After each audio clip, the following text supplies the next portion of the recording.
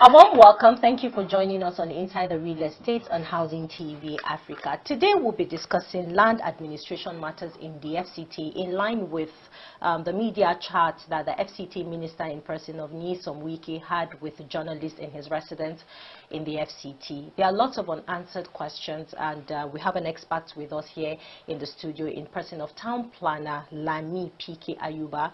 She is the immediate past chairman of the Nigerian Institute of Town Planners FCT chapter, and together we'll be having this conversation on the matter at hand. But before we begin, let's go on a quick break. We'll be back shortly. Get credible and authentic housing news at your fingertips by downloading the Housing TV mobile app. You can also join the African International Housing Show live from across the globe through the Housing TV mobile app. The mobile app features live streaming and trending housing news. You can locate the AIHS venue via the app, network with AIHS seasoned speakers, and live chat with exhibitors. You can also order house or building materials at AIHS via this app. Download the Housing TV mobile app now from the App Store and Google Play Store. And don't forget to click on the notification button. Available for both iOS and Android users. Housing TV is also on Star Times, channel 149 decoder.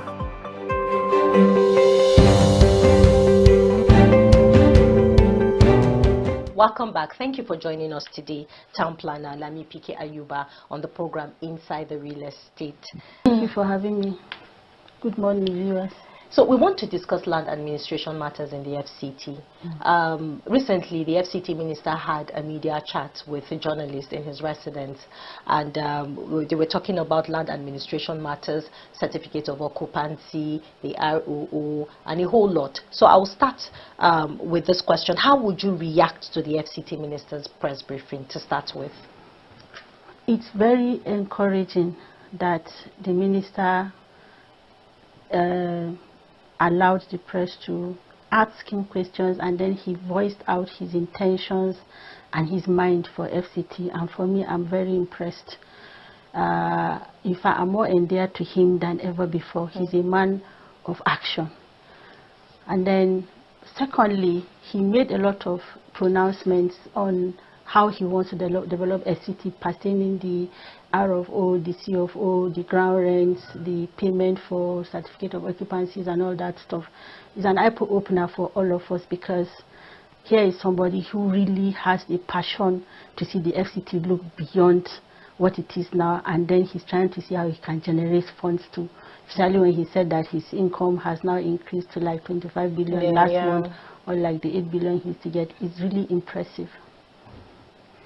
Okay, thank you so much for sharing your thoughts on that. So we'll move quickly straight up to the CFO debt in the FCT, which is over 300 billion naira. And like he rightly said, he said that the aggressive revenue drive has shot up the monthly earnings of FCT from about 9 billion naira when he assumed office in August 2023 to an average of 25 billion naira monthly. So now the CFO debts, what do you think is the issue of this accumulation of certificates of occupancy in the FCT? Because I see like it's a major war right now. There's no proper follow-up.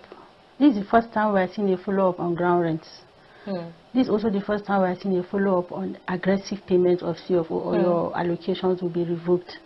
However, there is a backlog of right of occupancies that were allocated previously by zonal managers on behalf of the minister on area council plots. Okay. A lot of efforts and attempts have been made to regularize these allocations. We had the actries, we had others that I did not know about, right from like 2008 or so. So what I will also plea is that these allocations that are pending, because as he rightly said, if you don't have CFO, you cannot pay ground rents, you cannot pay bill for CFO. So those ones, a permanent standard, I know that there is a process already in the Department of Land Administration for regularizing your plots and for getting your CFO, but I think it should be properly coordinated and then sensitized to the public. A simple, easy process, probably online that you can do all these things and then get your RFOs registered, and then you now get your CFO. Really, we've gone to banks to look for loan, like he said, but they said they don't collect anything outside a CFO. Yeah. And it has really delayed a lot of financing, access to finance by different people. You want to get loan for your business, you want to even get loan for housing, you have to, they will tell you that they only collect CFO. And they are right, like he rightly said, without a CFO, anything can happen with your allocation. It's actually temporary. And then somebody gets a CFO on that your land, they'll tell you his own supersedes your own. So a proper procedure and process should be developed so that people can really, people are hungry to get CFO. So a proper procedure should be made for people to get their CFO who are having RFO, and then a proper sensitive, and let the process be easy and sustainable. A lot of these other attempts that were made, they will tell you, go and pay 100,000 in bank, go and register, bring your originals. I had a case whereby somebody took his originals, they changed it to CFO and I gave it to somebody else, or they'll tell you your paper is missing, a lot of things. So people are not even confident about these processes anymore. But at least if this process is coordinated and standardized, at least people adhere to that. So he spoke about infrastructure in satellite towns in the FCT and said, you know, work will soon be ongoing. What do you have to add to that? One of the things you should add to infrastructure in satellite towns is urban upgrading, slum development, slum upgrading. It's a serious issue in the FCT. A lot of satellite towns, you see that those places are not, they don't have roads. Some of them are not well planned. Some that are well planned, a lot of utility lines or public facilities have been encroached into. So first of all, that infrastructure is needed. And then urban upgrading means that you don't allow maybe bungalow development in certain areas. You now introduce what is called upgraded development, whereby you say, okay, for this area, instead of the bungalow, people should upgrade to like 4 floors. Like this will open up accommodation, housing to a lot of other people, and then access to working areas in the city. So introduce also slum upgrading, and it's not just about infrastructure. Introduce slum upgrading, and then the upgrading of those areas whereby they need to go beyond 1 floor. We cannot be living in a city whereby everywhere everybody is just building one room for itself, when you have to provide enough infrastructure to carry like maybe 10 families in a place. You now see one person building a house that only one person or nobody is even living there. So it's a waste of resources. So urban upgrading, infrastructure is key for development. And then by the time everybody gets his CFO, you find that economy is going to boom in this city. So talking about slum upgrade, I visited a community in the FCT called Todonwada. It's a very large community. I think over 30,000 people are there, you know, but then they don't have, you know, access to basic amenities. And it will interest you that in that community, the general FCT electricity plant is there. No access road. They don't even have, they cannot boast for 24 hours light. So I like the fact that, you know, you mentioned slum upgrading, and this brings me to my next question: access to land for developers. A lot of developers have come out to say that you know, access to land for them to go into their business and do what they are supposed to do is not easy for them. What do you have to say on that? It's true. A lot of people are aspiring to develop in the FCT. But you see, there are two issues to development. What is the direction for development?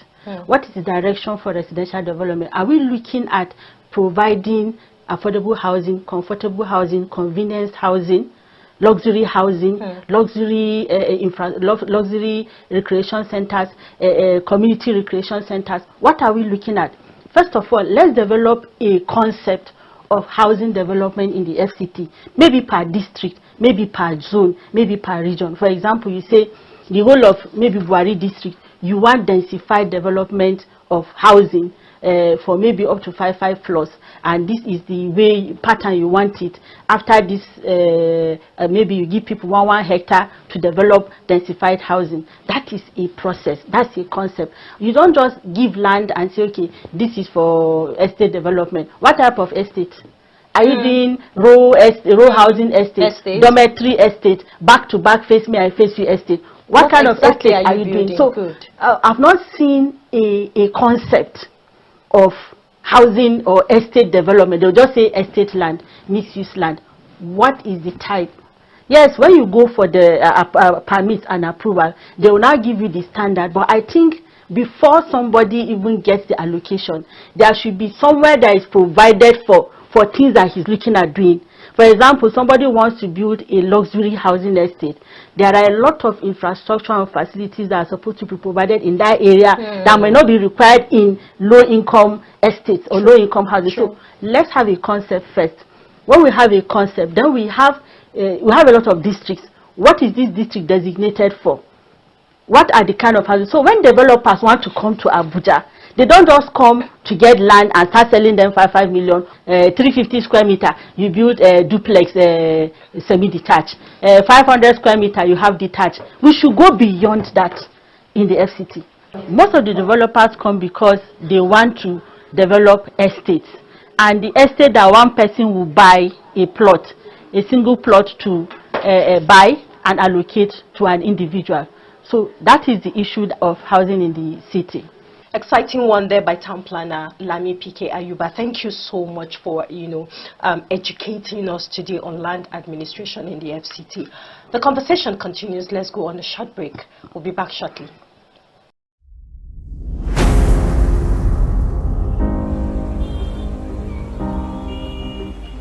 When the city is getting too loud, you need a home.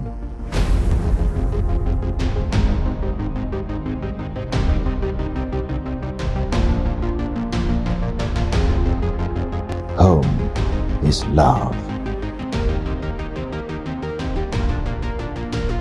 peace, and tranquility.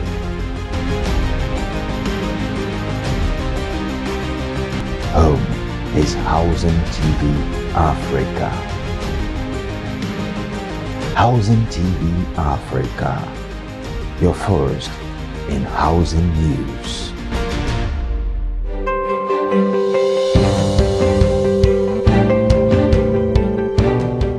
Welcome back. If you're just joining us, this is the program Inside the Real Estate on Housing TV Africa. Still talking about land administration matters in the FCT with Town Planner Lami PK Ayuba, the immediate past chairman of the Nigerian Institute of Town Planners FCT chapter. Thank you so much for all of the information you have been able to share with us today. So quickly, what do you expect from the FCT minister to do in order to help and enhance his achievement in the FCT?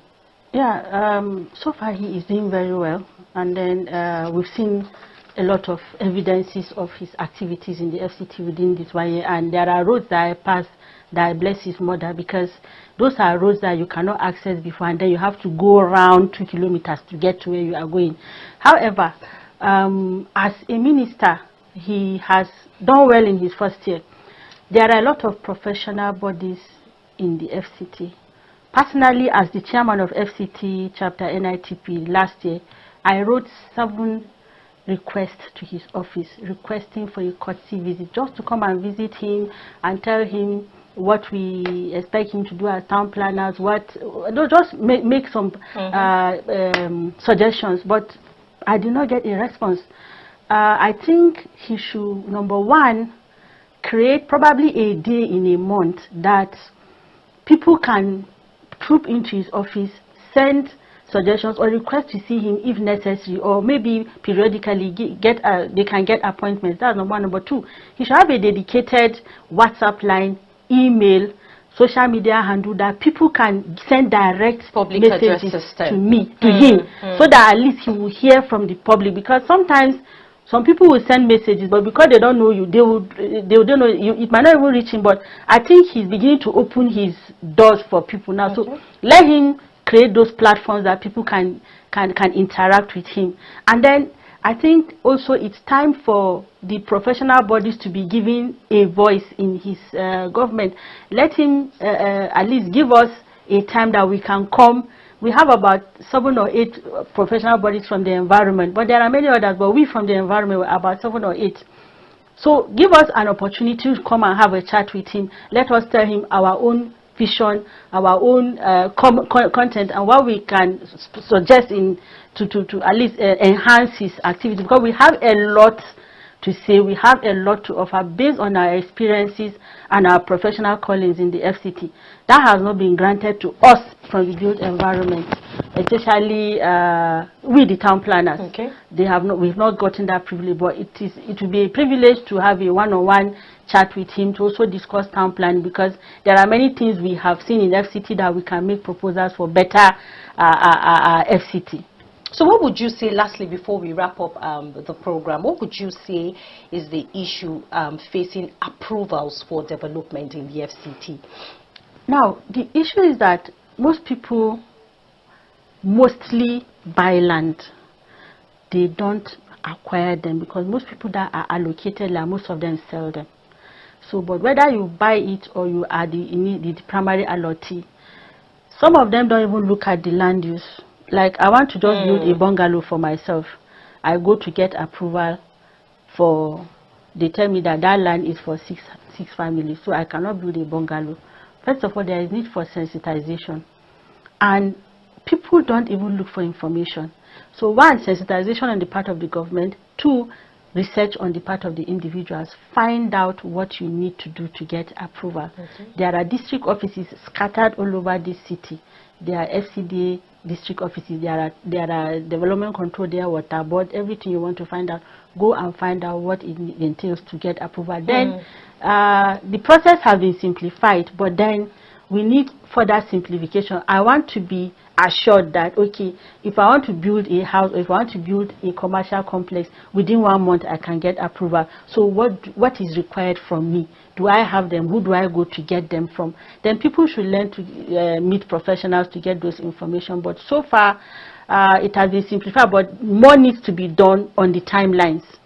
Let me be able to get approval within 3 weeks, within 1 month, so that at least the cost of materials will not catch up with me. Maybe I've entered into a contract that a bag of cement is 5,000, now it's about 10,000. So the money has changed. So a lot needs to be done about public enlightenment, and then a lot needs to be done by the public to research into the type of land they are buying, and then the requirements for approval, so that everything will synchronize. But for you to even get it easier, just contact a professional, a town planner. Can do that. I'm not marketing my profession, but when you meet a town planner, a lot of things are simplified for you, because they check the validity of the document, check the land use, check the approvable development, check everything that is approvable. Then they tell you what to do, and then they facilitate it for you. It makes it easier for you. I have a problem with building approvals and regulations as well, because we know that when you purchase a land and you have done all the necessary due diligence that you need to do in sustaining that land, but then you find out that when they tell you that this land, like you said, this land is for commercial purpose, and then you see someone coming to do a residential, or you see a residential turning his or her property to commercial clubs and all of that. And now the question is it that there are regulations, but these regulations are not being followed strictly as to why these people are still doing this thing, or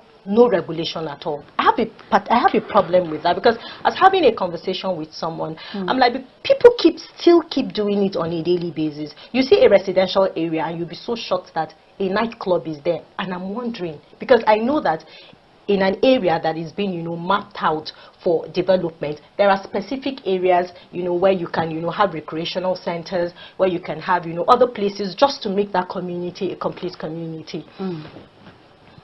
Okay, a lot of those things, some of them abound in this city. Okay. I cannot say people don't know it's happening, but there is a lag in enforcement. Now, that is the essence of the community empowerment, that the minister can open dedicated emails, dedicated lines for people to report. People should, it's high time people should set up community development associations in their various communities. And they have the right to go to the district office and find out what are the approvable developments in these areas. If they get that information, they have the right to now go and protest any development that they see that is not supposed to be done in their neighborhood, and it is done, and then nobody is saying anything about it, they can go and speak out. And then if the minister opens up those lines, so most of these things should bypass every other protocol. It should go straight to the minister. Or the minister should have one person that he's sure that that person can sit down and itemize all these things and report to him, because he's very busy. But you must get somebody that is non-partisan, anything, is trustworthy, somebody you trust that can do the job. Get that person to his job is to monitor those dedicated lines, give you report and update and follow up, so that it is a back end to your own leadership. A lot of these things happen and people don't know where to go and report. People don't even know that they have the right to protest or to report. So if they come to your media house now and say, okay, this thing is happening in my neighborhood, somebody opened the hotel and it's supposed to be, and it is confirmed that it's a residential block, they have the right to report. And when they come to a media house like your own, that you give people a voice, and then you publicize it, the government has nothing less than to go and remove those structures. So people have the right, first of all, set up community development association, and then find out platforms and channels that you can lay your complaint, that you can protest, and then look for people in advocacies like your like the Housing Development Advocacy Network. Go and look for those, and then channel your complaint, and then that thing will be resolved, and it will be attended to. It was such a pleasure speaking with you, Town Planner Lami PK Ayuba. Thank you so much for stopping by. As usual, it's always a delight to have you on the program Inside the Real Estate. We've come to the end of the program. Thank you so much for sticking with us. You can watch this episode and subsequent episode by subscribing to our YouTube channel, Housing TV Africa. You can also follow us on all of our social media platforms at Housing TV Africa. If you have any complaints whatsoever, please kindly reach out to Housing TV Africa to get the right channel in which your complaints will be addressed to. My name is Memuna Bagodo. Thank you so much. I'll see you next time. Bye-bye.